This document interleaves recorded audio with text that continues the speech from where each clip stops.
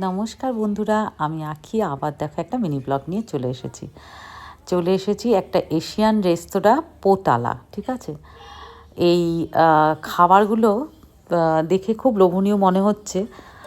যারা নতুন নতুন সুইডেনে আসবে সত্যিই তাদের কাছে এগুলো লোভনীয়, কিন্তু আমি আবার একটু ভীত বাঙালি। ঠিক আছে, আমার আবার এইসব খাবার খুব একটা ভালো লাগে না।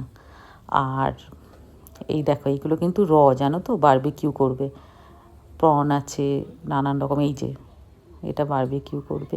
যাই হোক, যেটা বলছিলাম, আমার বর আর আমার মেয়ে কিন্তু খুব ভালো খায় এইসব হিজিবিজি খাবার। মানে আমার কাছে তো হিজিবিজি লাগে। যাই হোক, সেই কোথায় মনে হয় যে আর্সালানে চলে যাব, আমিনিয়ায় চলে যাব, তা না।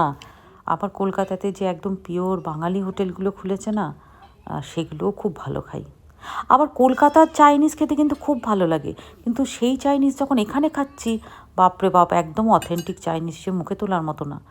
যাই হোক, শনি রোববারটা আমরা একদম রান্নাবান্না করি না বাড়িতে, বাইরেই খাই। যাই হোক, রান্না সোম থেকে শুক্র করতে ভালো লাগে। তারপরে যদি ছুটি না নিই, তাহলে আবার রান্না করার উৎসাহটা কী করে আসে, এটা কিন্তু একটা মেয়েই বুঝতে পারবে। মেয়ে হোক ছেলে হোক, যারা রান্না করছে বাড়িতে, তারাই ব্যাপারটা বুঝতে পারবে। চলো টাটা, নেক্সট ব্লগে আবার ফির।